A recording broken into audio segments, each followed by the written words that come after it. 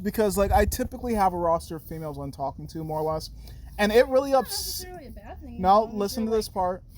It really upset me when my favorite girl told me that she has somebody that she likes even more than me. I'm just like I'm talking like 3 or 4 freaking females, and like statistically, why does my favorite one have to like somebody more than me?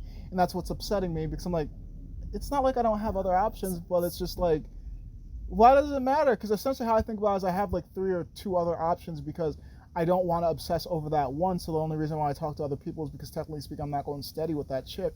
But at the same time, if you love somebody, once you put all your time and energy, anytime I've ever focused my time and energy on things, people have gotten upset at me to the point where now I equate with me putting energy and focus on anything as a negative. So I'm like, I try not to.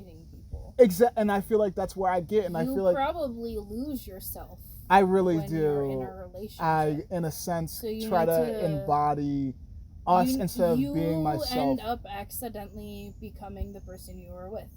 It's a little bit. I'm not autistic. A little bit, and the problem is, it's like I didn't learn how to communicate that. That's my issue, is that I accidentally become so much of them that like I don't. Like, it's a little bit psychotic. I don't know who I am apart from them. So I have no choice to put 100% into them, or I'm gonna have to face the fact that I don't know who I am. I don't get the whole entire like half-assing thing. Like, to me, how I think of like how the relationships are broken down. Like, okay, let's say to me an ideal relationship is like we talk, we meet, we date, we essentially have kids, to change my shirt. It's too hot. We marry, and then like we're there till death do us part. But like, let's say all this happens within like a week or a month, and we have the kids and stuff like that. Like, where the fuck do we move on from there? Like, yeah, we have the kids, we have the house. Like, let's say we achieve all the goals. What the fuck else are we supposed to do? I feel like, to me, that's like where that becomes an issue, because I think goals become unachievable, or when they're achieved. And how do you handle? Oh, you just switch your fucking goals. I've always figured that.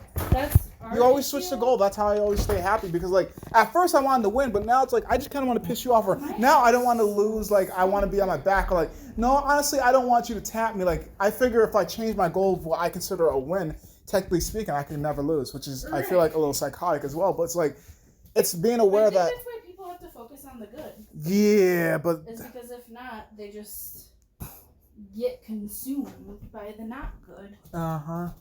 It's maddening being in my head. But it seems like you get a little bit, so it's like, oh, maybe I'm not all that different. Maybe I just am autistic. Oh yeah, there's not too. Different with some similarities.